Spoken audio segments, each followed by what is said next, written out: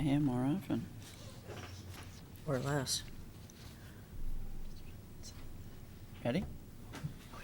Okay, thank you. Good evening. I will now call the school committee meeting of August 26th to order, time being 6:02. Well, here we go. Busy year coming, very, very busy. Before I forget, I would like everyone to give the central office all of their contact information, updated contact information, phone numbers to contact, email, and addresses as soon as possible. If you can get that done this week, so we can update our list. We don't have any presentations or anything, so we're going to go right into our June 24th minutes. I'll entertain a motion to accept. So moved. Any corrections, adjustments of any kind? Do I have a second? Second? Thank you. All in favor? Aye. Aye. Aye. Any opposed? Abstain. Abstain. 3 affirmative, 1 abstention, 1 absent. Those are done. And now we will go on to give the floor to the superintendent for the appointment of our superintendent to the SWICL board. Thank you very much, Mrs. Ennis. This is something that we must do every year. School committees that do belong to a collaborative must appoint the superintendent, and then we send in the minutes of the meeting to reflect that to the collaborative. Obviously, some of us remember some of the improprieties that went on in the collaborative world, and this is another way for the state to make sure that everything is on the up and up. So all school committees across the state nominate the superintendent to sit on the respective board of directors. And so I would ask the committee to appoint me as the representative to the Southern Worcester County Educational Collaborative Board of Directors. Do I have a motion to appoint our superintendent to the board? So move that. Thank you. Do I have a second? Second? Thank you. All in favor? Aye. Aye. Aye. Thank you, Mr. Himmelberger. We know that you will serve them well and serve us well. Thank you very much. Now we'll go into the FREC bids. I don't know who wants to go first, if it will be Mr. Matthew or Mr. Himmelberger. I'll go Floor is first, and yours. I'll allow Mr. Matthew to correct my, anything that I forget. But as the committee remembers, French River Collaborative, that we are one of the 24 or so member towns, does procurement using the volume of the member districts. And in the past, we had gone out, we had deemed that the French River Collaborative would go out and bid on behalf of us, so we allowed them to do that, and then we come back with 3 inches worth of paper with all of the bids for things like paper and technology supplies and some of our main supplies. And so, but the prices had already been awarded by the collaborative, because that is the agreement that we enter into. And we do get excellent prices, and Mr. Matthew is correct in looking at the process to say that it would probably serve us better as a system of checks and balances if the committee wanted to consider approving the procurement process in advance, and then allowing the bid process, which is governed by Mass General Laws 30B, to take its course. And the bottom line is that we do get terrific prices on a lot of our basic materials. So I think the discussion is going forward as we go into that process for the next budget cycle.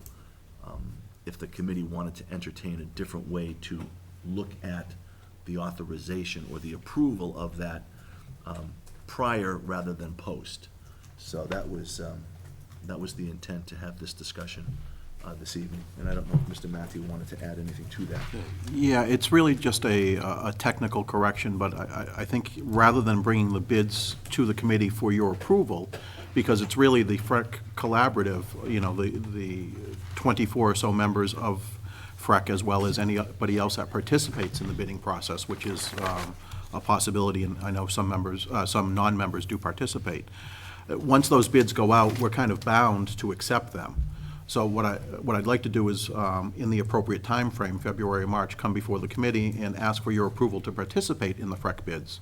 And we will accept them based on the findings of FREC and the bidding process, rather than waiting until June to come back, show you the bids that, you know, have already been accepted on our behalf, and, you know, looking for approval then. I don't know if there are any questions about this, but again, it's not something that will happen again until the February or March timeframe. Mr. Coonan? Thank you, Madam Chair. Through the chair to the superintendent or business manager, what is the advantage, I don't know, of going prior to post? Is we're still getting the same dollar amount? Are we saving any money by stamping on and be a pre-approval process to it? If I may, there's really no savings, and there's really no change in process. It's just when we enter in the quantity of goods, you know, that we're looking to put out to bid, we're doing that on behalf of the school committee. And then we're coming back to you after the fact, showing you the prices and saying, okay, did we do everything good in retrospect? What I'm suggesting is the committee might want to approve us going out to bid on its behalf before we actually go out to bid on its behalf. And then we can provide you with the pricing that is finalized afterwards. Mr. Himmelberger? Because simply what French River does is they take all of the towns, for instance, that bid on fuel oil, and they'll take and get everyone's requested amount, and then put it all together in one big pot, and then bid that amount, which is far larger than any single district, and then that drives, of course, the price down. And so we do that with several of our procurements. So once we say to French River, yes, we want to be a part of the bidding, then they go out and are basically bound by the agreement to procure based upon state law. And then they'll come back and fill our requests, which may not be the same as every district, with the best prices based upon the group buy. Okay, so are we bound to that bid then? I know historically that the bids have been very good, and we have it's been an incredible cost savings. But in an extraordinary circumstance, would we be bound to that bid? I think Mr. Matthew can answer the technical piece of that, but in almost every case, I can't think of anything where there would be an opportunity to say, you know, we really didn't need 1,000 cases of paper, we only needed 900. I don't think that would work. Once we've said we need 1,000 cases of copy paper, that goes into the pile. And then we accept the bid price. Obviously, several competing vendors bid on that total number of, and then French River then assigns the winning bid, and then we are bound to take the 1,000 cases that we asked for at that best price. And that's in the new system. In the old system, we could come back and say, you know something, we don't like these prices. We could refuse, couldn't we? I think we did years ago, I think- maybe 10 years ago, I think Yeah, it we would be did. before my time, because I know would be, the yeah. way the law is now, you're making that in good faith, that you will take that based upon the low bid, which is always terrific. I mean, that you can't. It historically, yeah, it is, you're getting the most bang for your buck when you know that, when you bid like that. And we're only usually buying consumables, basics, Well, you know, so we're not buying, milk and, I mean, you are getting, we're buying some of the athletic department things, we're buying some of the food service department staples, but we're not buying one-of-a-kinds or going after pieces that are hard to compare. We know what the cost of a carton of paper is, of copy paper, and we can see what we could buy it at, and then we see what we can get it through the French River bid process. But aren't you also buying fuel as well? We used to, We used to, but I don't believe that we buy, No, it was we- only in oil, fuel oil. Yeah, we have And no since buildings we on converted fuel the oil. middle school to natural gas, we don't have any buildings that are So on it's no fuel oil. oil. Okay. So we don't entertain. That was We don't my have to concern, purchase Madam that. Chair, if I continue, especially with Mhm, yeah, fuel. go ahead. Where those prices are extremely volatile. Right, If right. something happened and we got stuck on a high bid and then it dropped down, could we do better later? That's where I was going with that questioning. Yeah, no. I understand the consumables, but I thought fuel was in that as Yeah, well. we used to purchase fuel. And historically, I think we did pretty well, but now we no longer have to bid that. Okay. Well, I'll entertain a motion if anybody wants to make a motion. I'd entertain that motion to change the Okay. system. All right, and I think what, if we could, when they come in, the bids come in, I mean, there's mounds of paper, you know? If you could just give us a heads up that we can come in and review it in the office instead of taking all of that home. You know, just one set of the whole thing, and we can just kind of flip through it and review it, and then if we have any questions, we can ask you while we're there. Yeah, and I'll be sure to send the committee a memo prior to going out to bid to remind us about the process and the changes for That'd the be upcoming good, year. that'd be great. Okay, Mr. Coonan has made a motion, do I have a second? Second. Thank you, all in favor? Aye. Aye. Aye.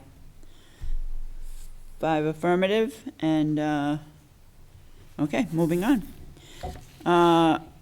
The surplus on the everyday math books and technology. Before we start with this, Mr. Himmelberger, I do want to let the committee know that you and I were contacted by an outside party for any math books or any kind of surplus books that we have.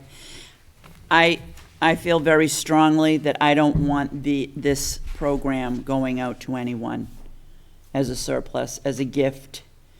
This math program is nothing that is to be proud of, I don't think.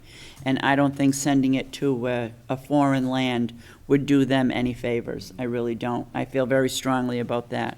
So it's fine to surplus it, but as far as donating it, I think it would be a big mistake. So that's my thought on that, but you can continue on with your surplus of this and the technology. Sure. Thank you very much, Mrs. Ennis. What we have here is the surplus of everyday math supplies that we had used for a dozen years or so. And now that we have moved to support our math curriculum in K-6 with Envision Math, we no longer need these. And to be true, most of these are quite dated. Certainly the teacher kits and some of the textbooks are very old, and the workbooks are consumables from each year. And I believe that once the committee votes to surplus any item, then it has to go before the town, and then the town then decides what to do with it, whether they're gonna resell or just authorize it to be dumped. The technology, there's about 45 computers, about 5 monitors, about 28 printers, and a VCR. All of these, Mr. Trahan informs me, no longer work. And as you remember, we are now trying to replace our technology. Those of us with oodles of home technology know it doesn't last forever. And certainly with the use that we give it and with the advances in technology, we have now gone on to a cycle of replacing our technology, certainly the hardware, on a rotating basis, so that we can be running the same machines with the same software, which certainly aids in the ability to service and keep everything up and running. So what you see here on this list is, in every sense of the word, junk and beyond its useful life. And this time of year, it's like cleaning out the attic. You know, you like to get as much moved out because our space is precious. So this list is certainly of no value to us or to any other folks who need workable machines. So both of these I would respectfully submit to the committee to be voted as surplus, and then we would pass them along to the town for their disposal. Any questions? I'll entertain a motion to surplus everyday math and the technology that is no longer in any kind of working condition. So move. Thank you. Second? Second. Thank you. All in favor? Aye. Aye. 5 affirmative. Thank you very much. Thank you. Okay, next on our agenda is the discussion of the warrant article for the building project over at Oxford Middle School, which is looking pretty sharp. Yeah, it's coming along. Thank you very much. It's been a long summer, but a productive one. Just as a brief update, most building projects, especially those that involve renovations, have their surprises, and ours was no different. At the middle school, we ran into issues with the fact that we, because the renovations were more than 30% of the assessed value of the building, we had to conform to ADA and handicap requirements, and that necessitated us going before the Architectural Access Board last January 8th, most of the afternoon, if I recall. And to their credit, they did grant us variances on a large majority of that work, but that was one more thing that slowed us down. Then in April, we had to go before the fire sprinkler review board because there was some confusion whether or not we needed to sprinkler the building based upon the renovation. And that board ultimately ruled that we did not. But there was a time delay in managing those processes. And so what ultimately happened is by the time we went out to bid for the HV, I guess I could say AC/cooling portion of the project, it was too late in the season. Certainly the windows and doors, we went out to bid in a very timely fashion. We went out to bid in the fall because of the 95,000 or so public schools in this country, a large majority of them that replace windows can only do it in the summer. So, and there's only a handful of manufacturers that make windows for schools. So we had to go early. We did get that portion of it bid. The materials came in a timely fashion, and they're buttoning up the substantial completion on that part of the project this week. But what, as Mr. Matthew so eloquently puts in this memo, what it did was give us some time to look at what might be the best long-term options to cool the building. And there's a couple of issues at play here. One, because it is now after the budget has been set, it would not be reimbursable. However, by virtue of the fact that we have time to plan the engineering of the heating and ventilation portion of the project, there are several alternatives that can be considered. And yes, they cost money. But there are two factors I think that are important for the committee and those watching to consider. One is that no matter what you call it, our days are getting warmer, especially our shoulder days of May, June, and August, September. The degree days have been tracked, and they are increasing over time. The other fact I think that's probably inescapable is we will be using our school buildings more and more during summer months, not less. And certainly there is a lot of conversation around lengthening the school year to maintain our competitive edge. And I think that whether it's 185, 190, 200, or beyond, our school year will ultimately be increasing. Certainly during the life of this building, which the town has really kept as their operating doctrine over the last several years in terms of fixing it and repairing it so it does last for the next generation. And that building now certainly has a useful life of another 35 or so years because of all the work that we've done on it. The town has really been very calculated and offered the upgrades that we have done to maintain that building. So, that being said, and again, I'm gonna defer to Mr. Matthew because it was his words here that are well put. But we have a special town meeting, October 9th. That would be the time, if the school committee so chose, to sponsor a warrant article to allow the town, the voters, to assess whether they wanted to add cooling to the building. And not that I am a heating and air conditioning specialist, but I'm learning slowly that there's a big difference between cooling the building, which is basically air over something cold, called a chiller, or air conditioning as we know it, which offers separate zones and rooms to heat and condition the air. These are not nice-to-haves in all of the new school buildings, certainly, that are being built across the Commonwealth, but it is an opportunity for the committee to consider sponsoring an article to be placed on the warrant for October 9th. And I certainly would be happy to entertain questions. I know Mr. Matthew has done a lot of research on this. We have worked closely with our architects and engineers. There is a building committee meeting tomorrow morning, but in terms of being able to get this onto a warrant, which I believe closes next Tuesday, September 3rd at 4:30, we would have to decide this evening if the committee so chose to sponsor an article to place before the town to consider some level of cooling at the middle school. Do we have a dollar figure for that? If I may.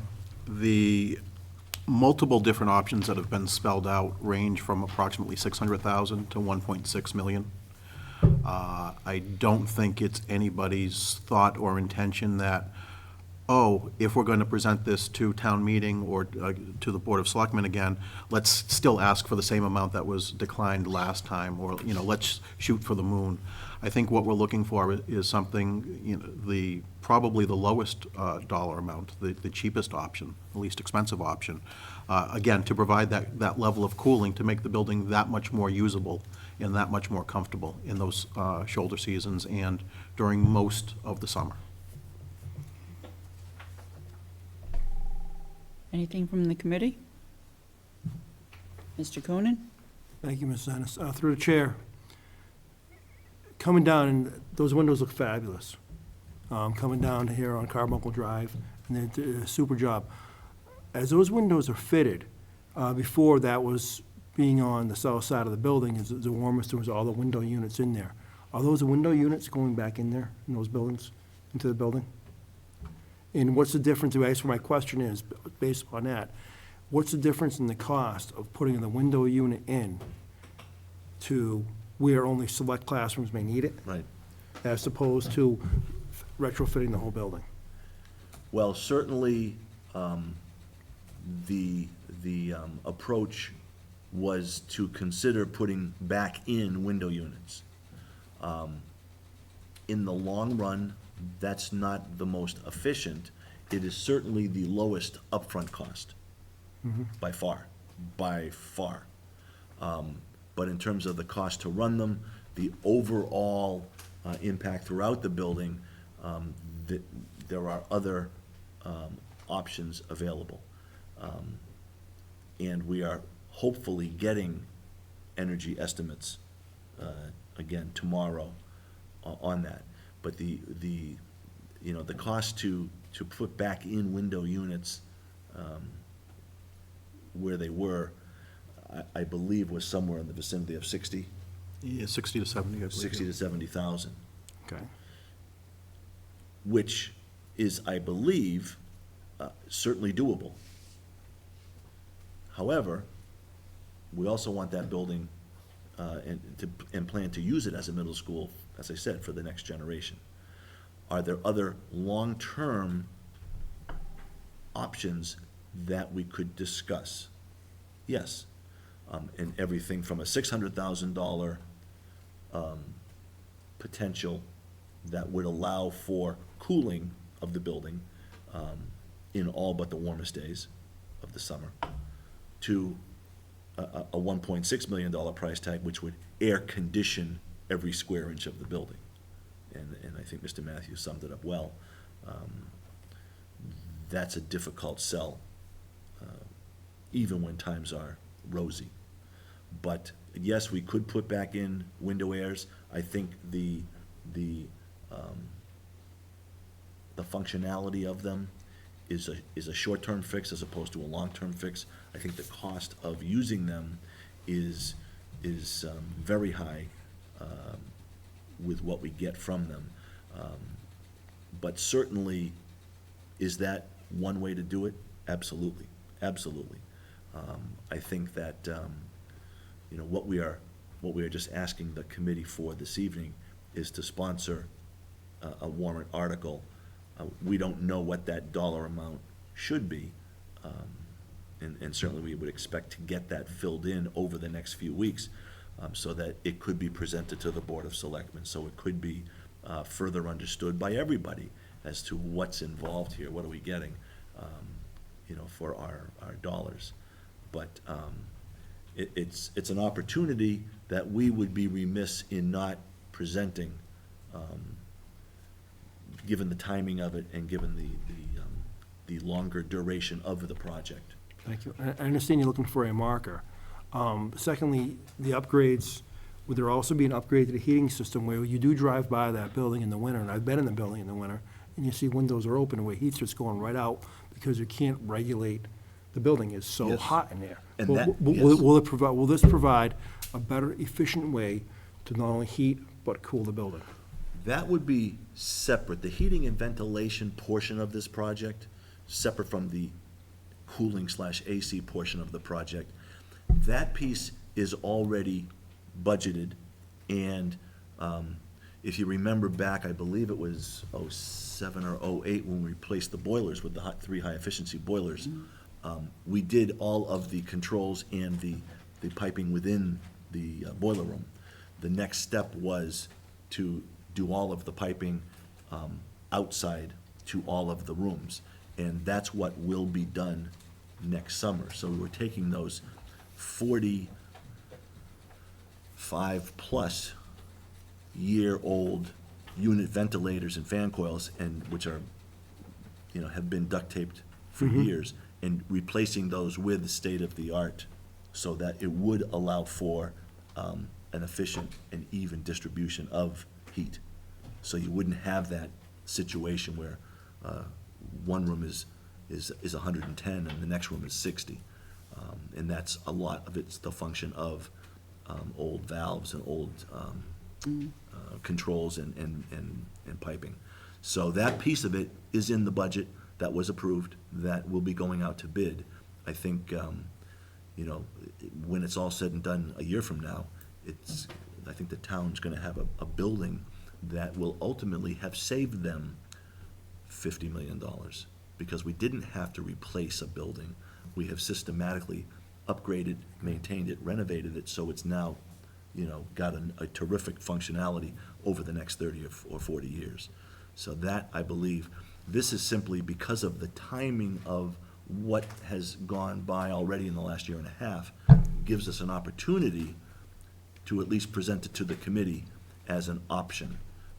And while we don't have exact dollar figures and exact options, we're gonna discuss those tomorrow at the building committee meeting in terms of what makes the best sense from the professionals, from the engineers and architects. We certainly would not be doing our job if we didn't bring it forth this evening to the committee to see if the committee would want to sponsor a warrant article. I think there's no downside risk, and I say that with all due consideration. Certainly, it still has to go before the Board of Selectmen, and it still has to, if it makes it onto the warrant, it would still have to be voted up or down at October 9th special town meeting. But it does give us an opportunity to assess what's best for the building in the long term, and it's kind of a second swing at the pitch. So that's what we know at this point. We'll have more information tomorrow, and over the coming week or two, so that we could then, if the committee wanted to sponsor it, we could then present details and even have the professionals come before the school committee and the Board of Selectmen to explain the options. Thank you, Dean. Just one other question, where this is not reimbursable by MSBA and the other project is. If it is passed, is there a way to do both the projects together? In other words, if you're doing piping, you're Yes. doing this, so it could be some cost savings where we're not going to do one project, and you see it with the town all the time. Yes. Is you're going to see, okay, we're running the gas line, they dig up the streets. And then 2 weeks later, oh, we're running the phone line, they dig up the same street. Right. The answer to that is yes, and the architects have said that what makes this such an opportune time is before we go out to bid for the HV portion of this, we would have to make decisions, because it depends on the size of the piping that we use, and how many pipes we want to run in terms of what the ultimate end is.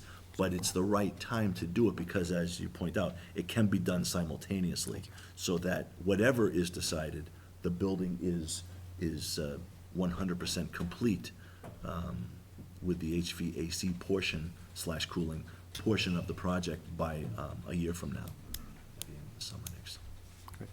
Okay, thank you. Any other questions?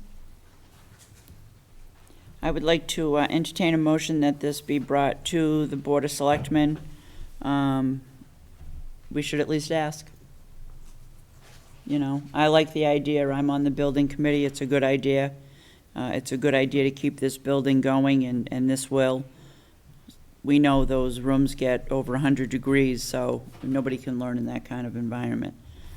So I would like to entertain a motion that we sponsor the article, we bring it to the Board of Selectmen, and we have a great project management and architectural team that can answer anybody's questions.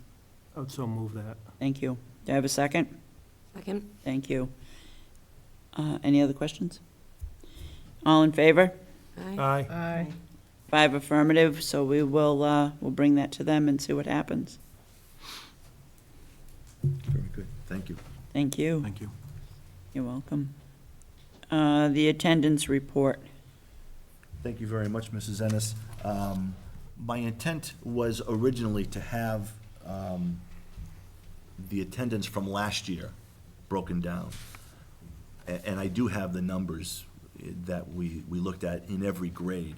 However, I wanted to do a little more due diligence with the report, because I wanted to factor in, and we haven't had a chance to do the analysis on, for instance, the 5 half-days that we added last December 20th. But all I can say is that, and I mentioned this to Mrs. Ennis as we started to look into the attendance, and it is a large concern of administration that we have lackluster attendance in every grade. And it's not specific to just one grade, it's kindergarten through grade 12 last year. And my initial analysis, and again, I'll provide this on a spreadsheet for the committee, was that I broke down the 9 days absent through 17, and then 18 days or more. And we found over 20% of our students were absent between 9 and 17 days. Now, many for valid reasons, but not all 20%. We also found that we had 7% of our students who were out 18 days or more. Again, some for very valid reasons. But taken in total, the numbers are disturbing, because as we try and improve our teaching and learning, it is difficult to do when there's no one to teach. And so I make a plea to all families in town to please make your child's education the top priority from September 3rd to June 17th, hopefully. And that is because it must supersede out-of-state trips for sports or for competitions, for dance or cheering, or for vacations. Those 180 days that we offer to all of our students are precious. And we are all present to teach and to work to provide the very best that we can. And we need everyone's cooperation. And certainly, younger students need to understand how important school is, and that's where their good habits start. And attending school every day that school is open is what should be the gold standard. And sure, there are folks that are sick, and obviously when the flu season hits, we need you to keep your students home. But for all of the other reasons that may crop up, we need, implore, ask, plead, demand, hope that everyone can make sure that attending school is the top priority in family life from Monday through Friday while school is in session. It is a critical success factor, and there is data upon data analysis that the number one predictor of student success is their attendance. And so it is with the most sincerity, certainly as a parent, I can remember a day or two or three that I had to fight with my own children to convince them that school was probably the best option for that day. And many degrees and much satisfaction later, I can say it pays off when students attend when school is in session. So I think it's important to let everyone know. I'm certainly going to be reaching out to the community regarding attendance. We are going to try and make the school year as inviting as we can. I dare say as fun as we can, because while we say teaching and learning is a serious business, it shouldn't always be that way for our students. And I think the goal for educators is to make the experience engaging. And when you engage your students, anything is possible.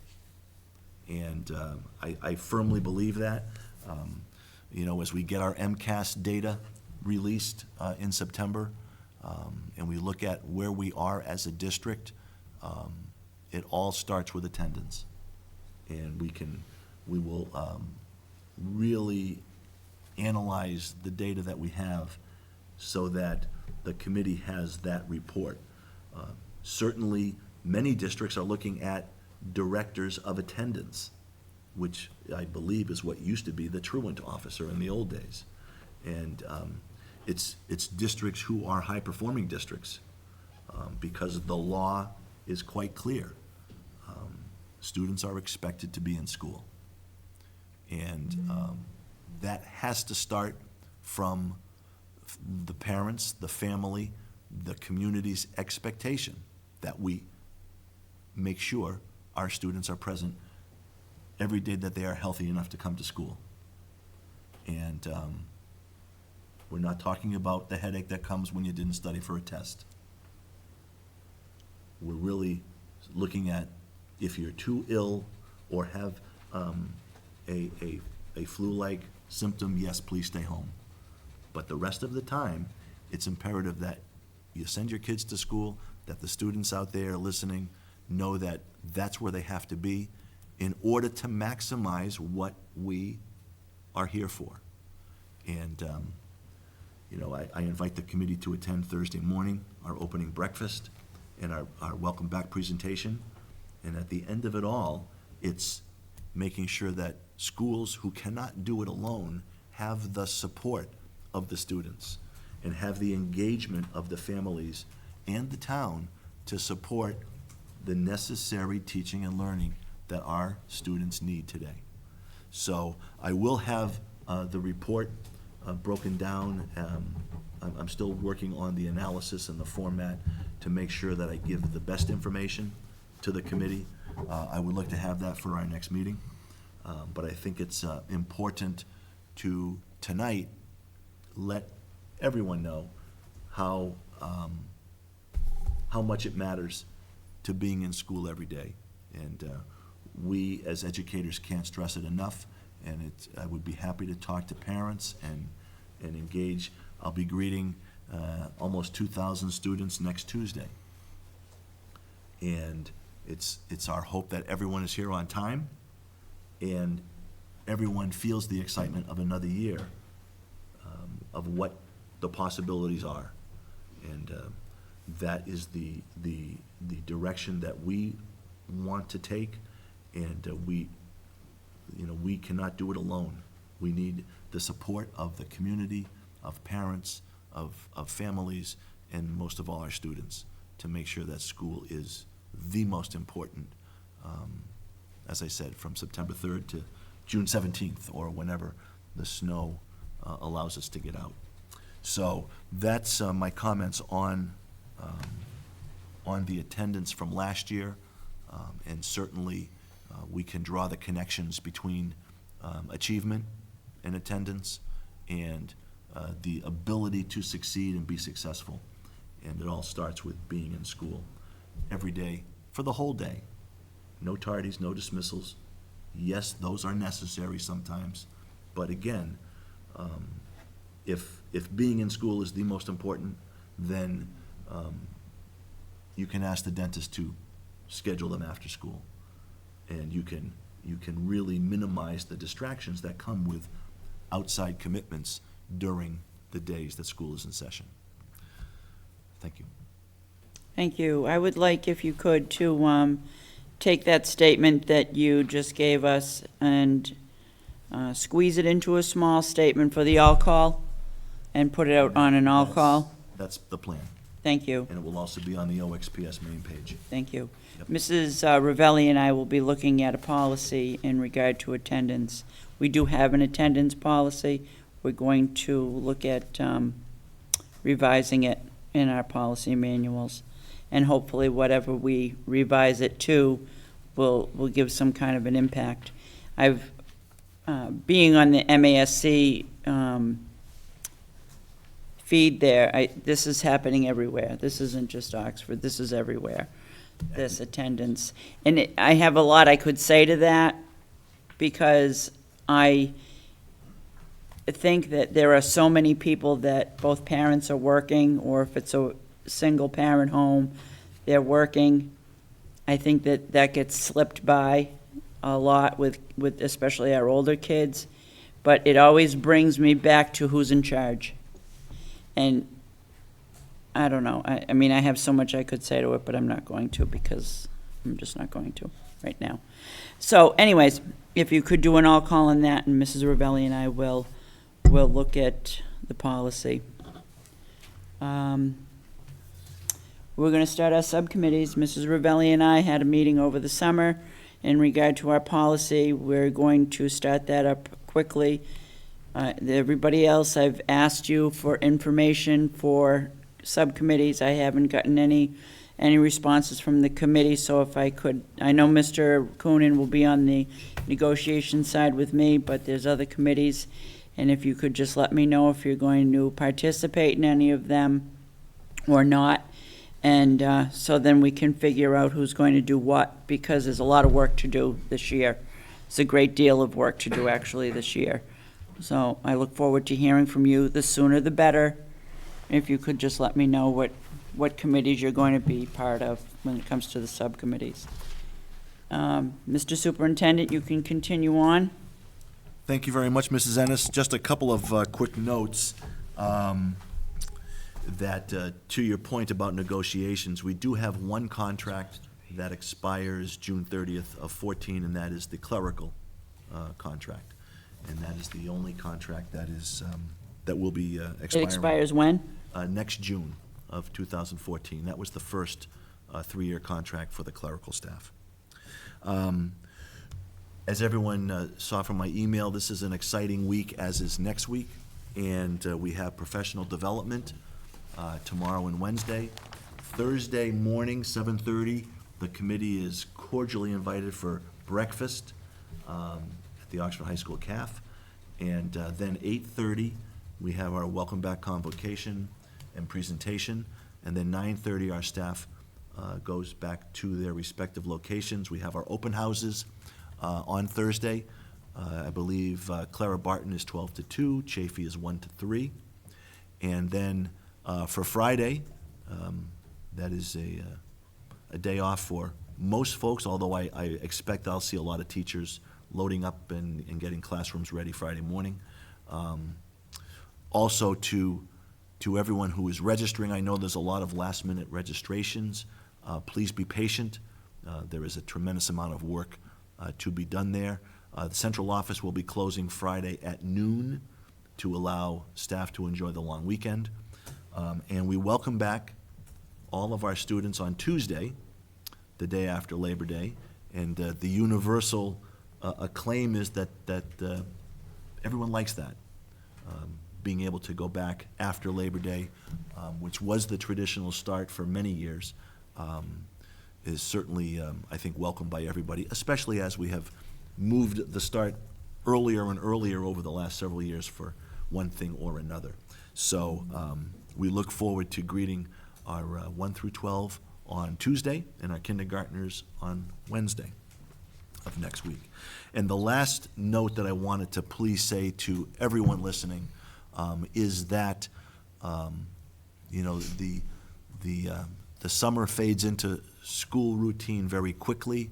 There is a lot more traffic in town, especially as the buses run, and there are many more people on bikes and walking, and to please take extra care when driving through town. It is something that is so easy to do if we all pay attention to avoid injury or worse. And so I would ask everybody's attention and to their good driving, and to be aware of folks that are out and about as we go back to school this year. Thank you. And that's all I have. Thank you. Mr. Matthew? Thank you very much. I have two memos and two topics for the committee tonight. The first was included in your packet, and it's dealing with the FY14 budget. And the second is actually dealing with transportation for the upcoming school year. I'll start with the budget memo. As I say in the memo, in what seems like a never-ending budget cycle, and this year it truly was, as we started budget development, at least thinking about it in October and meetings in November, and the State House finally approved a budget in late July. It does look like our budget is scheduled for an increase of about $31,000. I believe that's a warrant article that the town manager and finance director will bring forward to the special town meeting in October. That is certainly good news. We're still filling open positions and waiting for final circuit breaker reimbursement numbers. But at this time, absent anything else, I'd recommend that we put this money into contingency at this point in time for possible future purchase of instructional materials and technology as needed. But that all is dependent on things that may develop during the course of the year, which is why we call it contingency. I will bring forward a complete budget, again, a revision or revisions as necessary to the budget pages, as well as the normal monthly report at the next meeting for school committee approval of the budget process, and just as a budget control, rather. And just as a reminder there, previously, up until last year, we had always done that budget control based on the function codes, school committee function code, superintendent function code, classroom teachers. Last year, we switched to a salaries and expense delineation similar to what's shown at town meeting and how the town operates. I'll bring forward both of those numbers for school committee at its next meeting and look for your approval there. The second issue is a little more, oh, yes, I'm sorry, one other note from the memo, thank you. The town has entered into a purchase arrangement for the procurement of electricity credits. As a result of their inclusion of the school in that process, we stand to save, and I've couched it here as best I could, tens of thousands of dollars in our budget in the upcoming year. It's undefined because we really don't know at this point in time, but it could reach six figures potentially, based on conversations with the town manager and some projections. So those are real dollar savings that we can translate into other uses in the upcoming budgets and have that money, again, available to us for the upcoming year for things that we may need. Again, we have a very long list of needed instructional materials that will meet the new Common Core standards, and I can envision many uses, probably 3 and 4 uses for every dollar that we have. Unfortunately, we can only use them once, and that's what the proper accounting is all about. But we certainly have some good news along those lines. When will you have more information on that? Probably as throughout the year, with each monthly invoice that we receive from the utility companies, we'll be able to figure out how much we're saving based on the usage and then kind of go from there. And there's a lot of flexibility in the program, from what I understand from the town manager. Thank you. And I would just like to add, Mrs. Ennis, our thanks to the town manager for his lead on this and his leadership on this, and certainly to the Board of Selectmen for their support of it, because it's a government working at its finest to find all of the areas that are available to us to reduce our budget. So I just wanted to say thank you to them. Definitely, thank you. Okay. Okay, on to transportation for the upcoming school year. This was a memo that was passed out this evening to folks. I don't know if you've had a chance during the meeting to peruse it or not, but here's the situation. The school committee has a policy for walk boundaries for the elementary schools of 1 mile. In the past, even after the reconfiguration of Clara Barton and Chafee a few years ago, that really hasn't presented much of an issue because we've had space available on the buses, albeit we counted every seat, and we counted on the fact that some people would be walkers or parent pickups or daycare or any other number of circumstances. This year, as the routes have been developed, if we were not to enforce that walk boundary, we're about 40 seats short on the buses, on the 10 big yellow buses and the local transportation. As a result, we're asking school committee to consider utilizing one of 2 options to provide transportation to these folks. Because what we're talking about are first graders and second graders in the Chafee area that would be forced to walk upwards of 1 mile. And again, we know that not every one of these 40 will utilize the bus. Some will be walkers, some will be parent pickup. Some of the other people that we planned on utilizing the buses will be, again, parent pickup or daycare or any other of the circumstances that will present themselves. But for planning purposes and for, I guess, ease of mind to start the year, I'd like to plan on utilizing forgive me, but I'm going to use the phrase Chafee Express bus. And what that would be a bus that would pick up those 40 or so students in the Chafee area. And we would be utilizing our 11th emergency bus that we have within our contract that sits in town and is there purposely as an immediate backup if something were to happen. Right now, if a bus breaks down on the high school tier or the middle school tier, that bus would go out and cover that. The first option, which would be to utilize this 11th bus for this purpose, would present some risk in the following manner. if during the elementary runs, because if something happened at the high school run, Durham would have enough time to get a second spare out here. If something were to happen at the start to middle of the middle school run, Durham again would have time to get a second spare out here. If something were to happen at the tail end of the middle school run or during the elementary run, we would run a risk of there being a time delay longer than if the 11th bus were sitting there immediately available. However, given the circumstances, we feel that this is an appropriate risk to take because it's not something that probably would happen. If somebody were to call out sick, it's not likely they would call out sick midway through their run, although it has happened in the past. It's much more likely they would call out sick for the day at the start of their run, either in the AM or in the PM. And mechanical issues certainly could happen during a bus run, but usually present themselves before the run, either in the morning run or prior to the run. The first option would be to utilize that quote-unquote Chafee Express for just those students. Our hope would have been to try to work out a almost no-cost situation with Durham. That didn't quite happen. We're still negotiating, but the high side of the expense would be $100 per day, or $18,000 for the year. Option two would be to contract for an additional bus for both the middle school and elementary tiers per contract. The cost of that would be approximately $58,000. The third option before the committee, of course, would be to enforce the walk boundaries and say, okay, we're going to stick to our guns, we're going to enforce these, and we're going to have these students as walkers.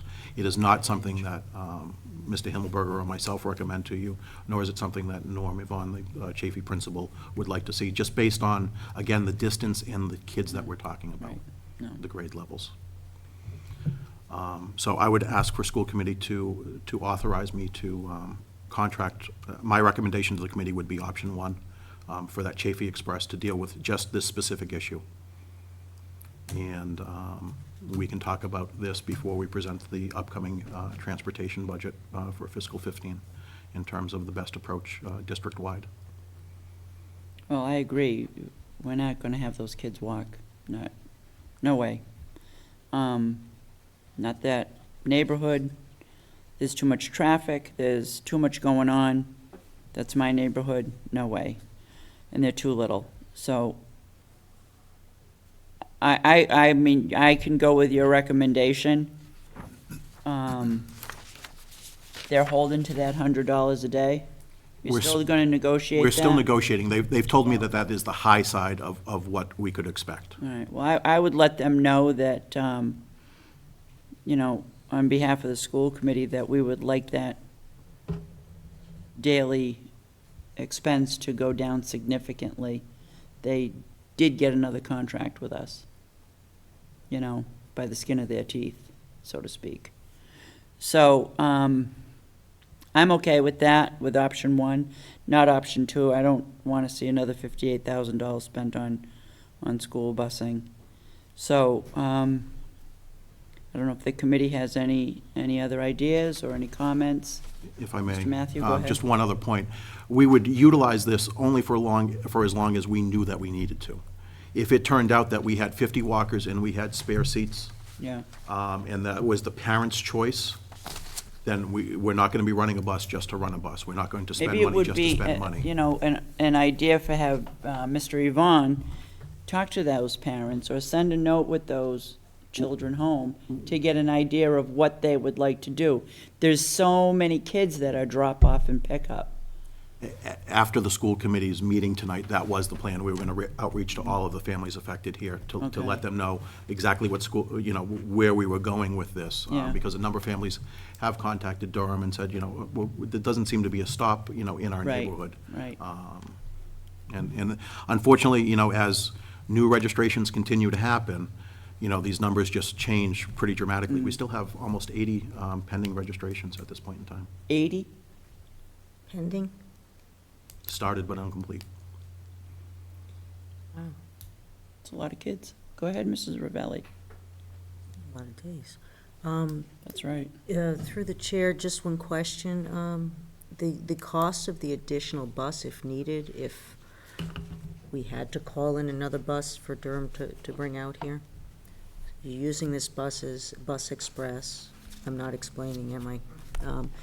So, but if you had, go ahead. There would be no additional expense other than this expense for option one. Okay, so for sending out another bus, we'll say if a bus broke down or whatever, there's no additional expense for that. If they had 10 drivers call out sick, it What wouldn't is cost the us anything else. additional that we're paying to have this spare bus?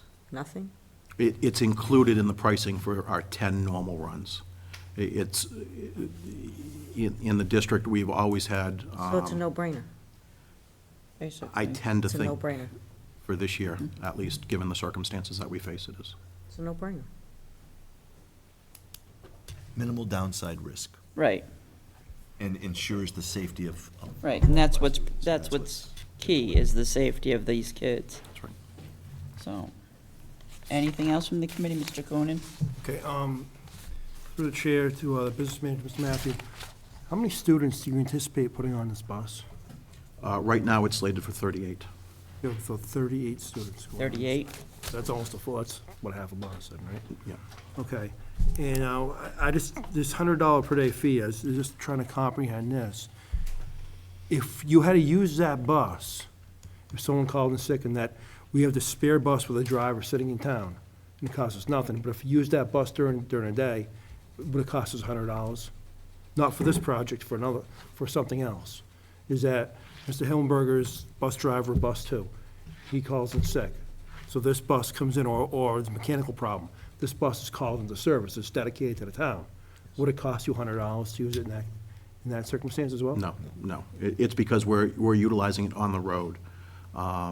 Durham certainly could have held to their guns and said, no, you're putting an 11th bus on the road. We have to follow the contract as written and charge you the full $321 per day. We've, entered into this negotiation, realizing that there would be a very specific run, a very specific purpose, and a unique circumstance that, really has just come up.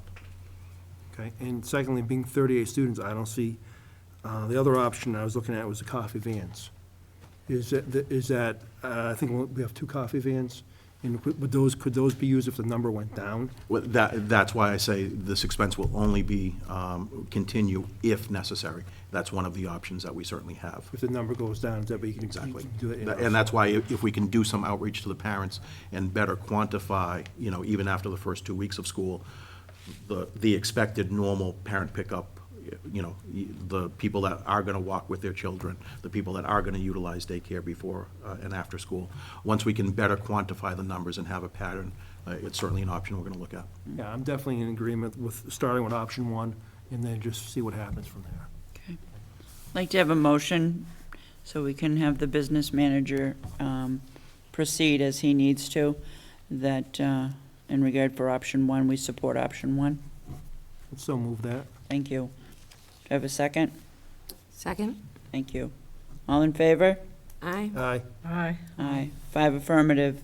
Thank you, Mr. Matthew. Please keep us posted on how this goes, and as soon as you come to that daily rate, after negotiating with them, if you could drop us a quick email and let us know, I'd appreciate that. Thank you. Okay. Anything else, sir? No, thank you. All right, thank you very much. Okay, going on to school committee members, Mr. Coonan. Thank you, Ms. Dennis. World Traveler Coonan. Yes, I've been away, and it's at least I have enjoyed the summer, and it's had a wonderful summer, and I'm sure our students, our teachers have. Now, as we get to the end, I went back to work today. I am a teacher as well for the city of Worcester, and our students and teachers come back next week, and many I know have been in over the summer and gearing up, and it is that time to gear up, that the batteries have been charged, and that we have quite a bit of work in front of us collectively. Teachers, administrators, students, and most definitely the school committee. So I'm looking forward for another productive year.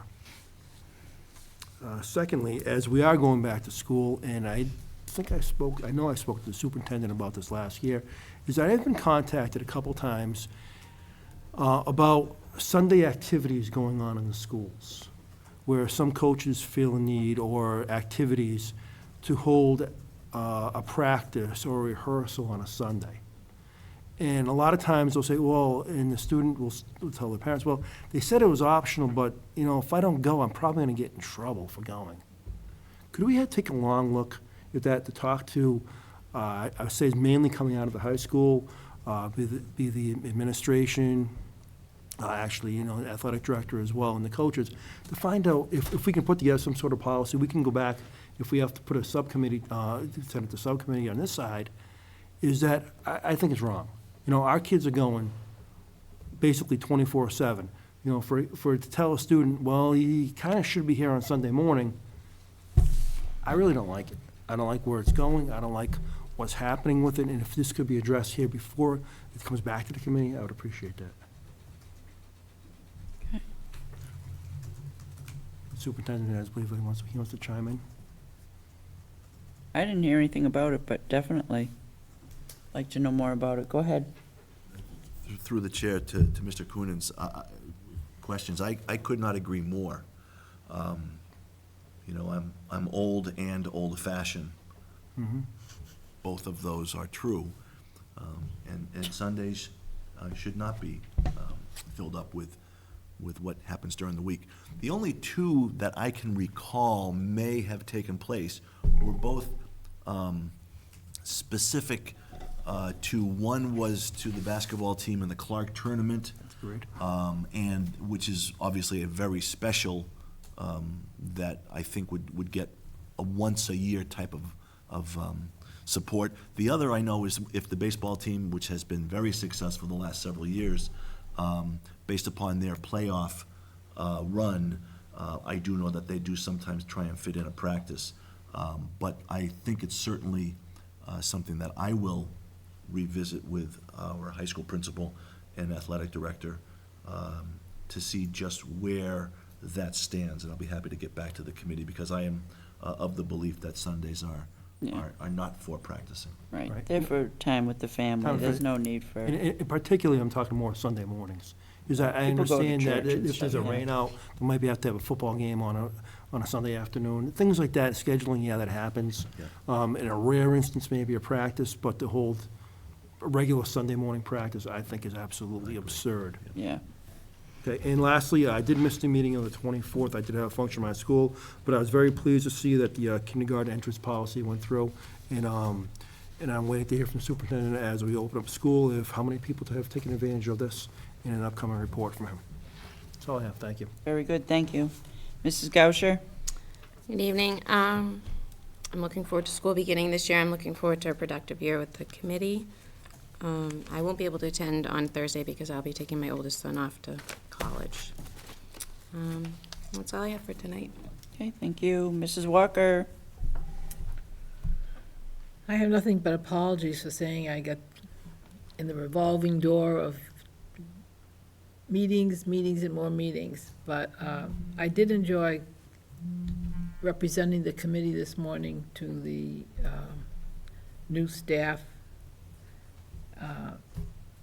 And it was interesting to see the great number of folks that are coming on board. It looks like life should be improving for the students as well as the administration. I apologize for being late, but It happens. there Don't there worry are about three it. committees that our family belongs to, and the historical overrode my necessity to be here, but I made it. Thank you very much for your patience. We're very happy that you made it, and you can be late anytime you want. You get a pass. And Mrs. Ennis, I just want to let the committee know that Mrs. Walker, this morning, when she did represent the committee at the reception for the new staff, when she gave her brief bio, there was audible respect for the fact that she had served the town in many capacities, and certainly as selectman for Yeah. 14 years. And I hope that Mrs. Walker heard that, because it was very nice to see. Well, thank you. I didn't pick it up. Very nice to see. That's good. Mrs. Ravelli? Welcome back. Thank you. I have a few concerns. One, looking at the school committee meeting calendar, that I know it was passed around today. I didn't see it on the agenda to discuss. I know we had discussed it a few months ago, and I have to say that I still have concerns with having 3 months in a row with only one meeting. I think there's a lot that needs to get done, and I understand, there's holidays and vacations, but I guess I would like for all of us to look at this October, November, December, because it is 3 months in a row, and see if we can't collectively, look at it, think about it, and see if there's a date that we can at least get one more meeting in over those 3 months. It seems to me it's a very long time. I mean, one time we were going 5 weeks without meeting. To me, I'll that take a just look at seems- that, and I will Yeah. look at off Monday meetings, so I will let you know. And it may have to be a Tuesday meeting. Yeah, and, that's what I'm saying, off Monday, yeah. Great, Yep, wonderful. I can take a look at that. And from what I understand at this point, part of my duties here will be looking at the policy manual and reviewing that.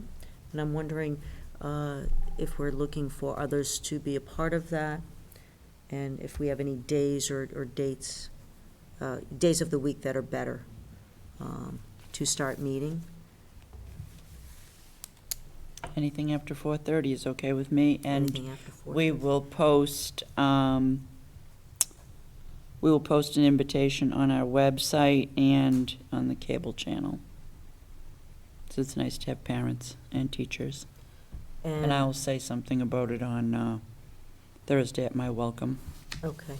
And my suggestion would be that we even consider some sort of rotating schedule, so that if this week it's Tuesday, next, a few weeks later it's Yeah, a we can- Thursday or a Wednesday or something, just so that we can have the ability to get as many people involved Sure, as we we can do possibly that. can, because it's a very large book and there are lots of pages that need to be shredded and rewritten. Indeed. And nothing more. Very good. Thank you very much. I have a few things. I do want to remind the superintendent, I think maybe he just forgot, but the training room downstairs in this high school has been redone by Coach Tyrell and Coach Adams on their own time, their own donation, some, I think, their own dime.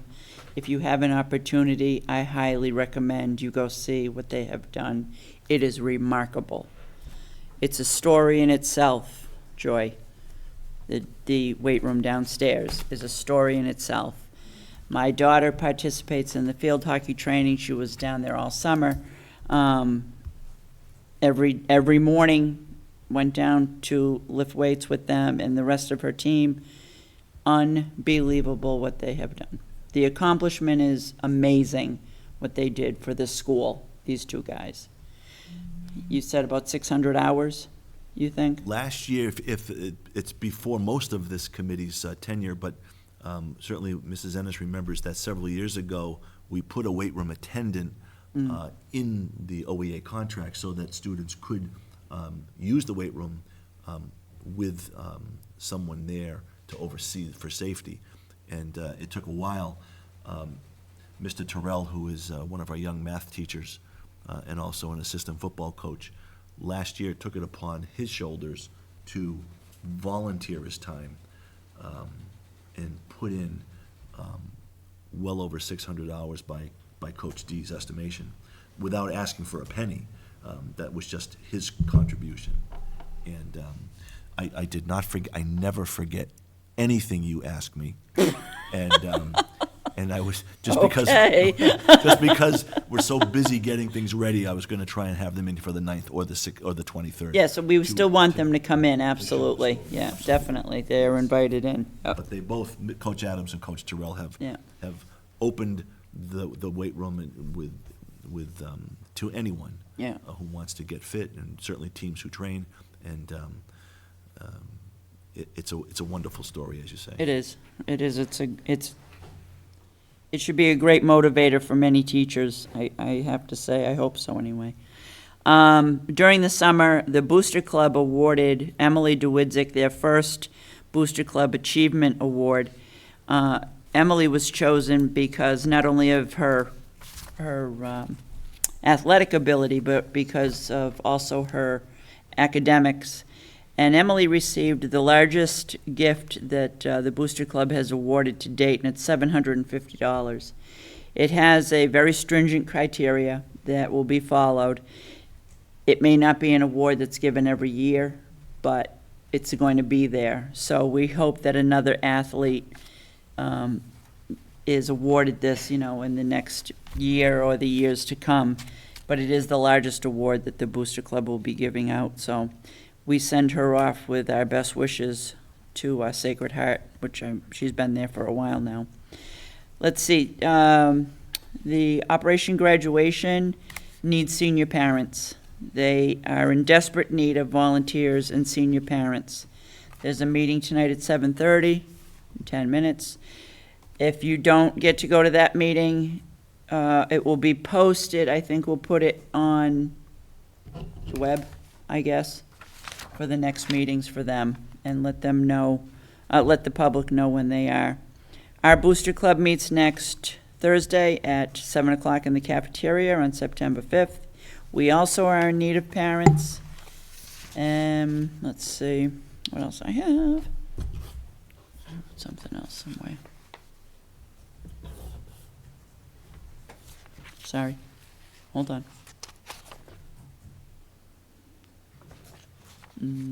Okay.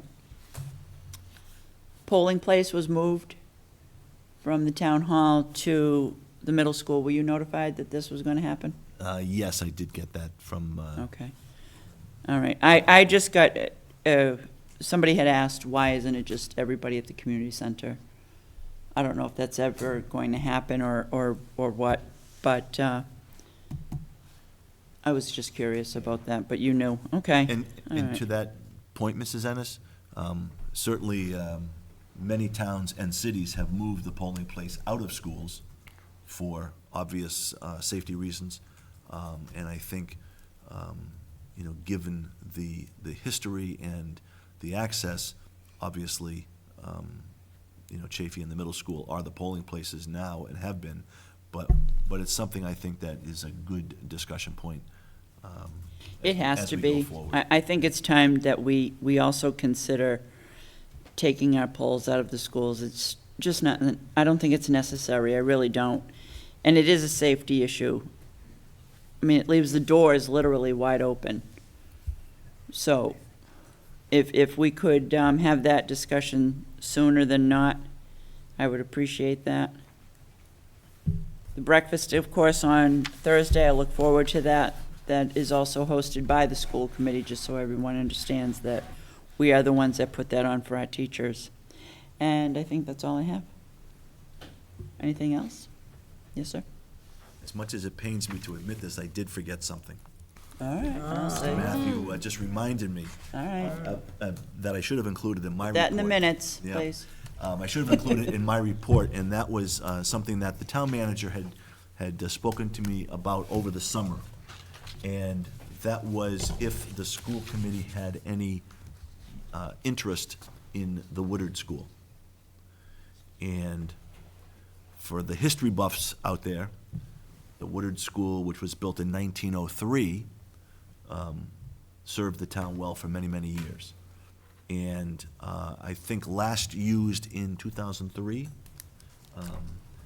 And the town had always kept it on the books as a school. Most recently, WCAC and Head Start have occupied it. The town manager had asked if I had any interest in it, and I think the motivation comes from the fact that the Woodard School does need some repair.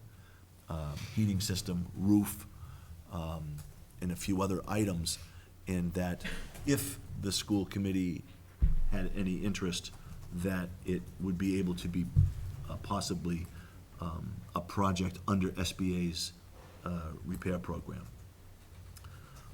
Therefore allowing the town to keep it and utilize it. Certainly, we have always talked about the need for more emphasis on early learning, early childhood development. There are 6 basic classrooms, 5 large classrooms that currently are structured. And obviously, it would be wonderful to put age 3, 4, and 5 there, but the space available is only really to allow for preschool 3 and 4 to be located there. It certainly would give us some opportunity to expand some of the programming that we do and some of the outreach we do to some of our younger families. But it was something that the town manager had asked me to ask the committee to consider over the next several weeks and months, if there is any appetite to relook at the Woodard School as a school, and specifically for early childhood, age 3 and 4. So I just wanted to pass that along to the committee as something from Mr. Zaneski, that he's looking at what the town's options are and how best to utilize that space. So I told him that I would pass it along to the committee this evening We'll make it an agenda item. for consideration. Okay, thank you. Anything else? I'll entertain a motion to adjourn. So moved. Thank you. Second. Thank you. All in favor? Aye. Aye. We are adjourned. Thank you very much.